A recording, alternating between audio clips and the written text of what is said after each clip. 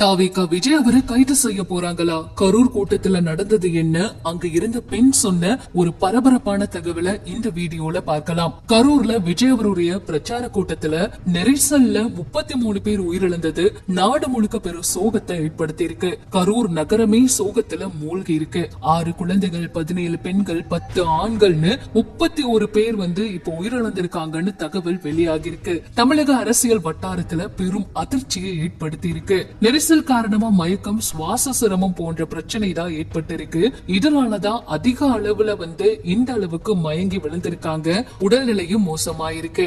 இதனால விஜய் அவரை கைது பண்ண போறாங்களா அப்படிங்கிற பல கேள்விகளை எல்லாருமே கேட்டுட்டு இருக்காங்க. கூட்டத்துல பல பேர் பல விஷயங்களை சொல்லி இருக்காங்க.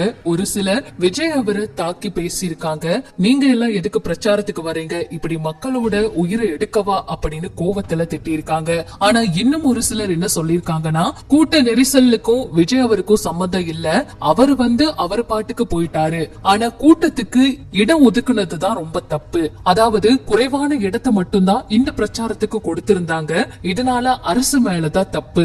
எதனால பாதுகாப்பு கொடுக்கல, காவல்துறைய எதனால சரியா அனுமதிக்கல, அவங்க பாதுகாப்பு கொடுத்திருந்தா இப்படி பிரச்சனை வந்திருக்குமா, எதுக்காக மின்சாரம் துண்டிக்கப்பட்டுச்சு, இதுல அரசு மேல நிறைய கேள்விகள் எழுப்பணும். இதுக்கு நிறைய பதில் கொடுக்கணும். அவங்கதான் இந்த கூட்டத்துக்கு யாரு இடம் கொடுத்தது, இந்த மாதிரி கூட்ட நெரிசல் வரும்னு தெரிஞ்சேதான் இப்படி ஒரு இடத்தை கொடுத்தீங்களா? விஜய் அவர் மேல நாங்க தப்பு சொல்லல, ஆனா நடந்தது இதுதான். நெரிசலுக்கு அந்த இடம் பத்தல, அந்த அளவுக்கு கூட்டம் வந்ததுதான். யாரு எங்க போறதுன்னே தெரியாம கூட்டத்துல சிக்கி இப்படி ஒரு பிரச்சனை ஏற்பட்டுருச்சு அப்படின்னு சொல்லி ஒரு பெண் பரபரப்பான ஒரு விஷயத்த சொல்லி இருந்தாங்க.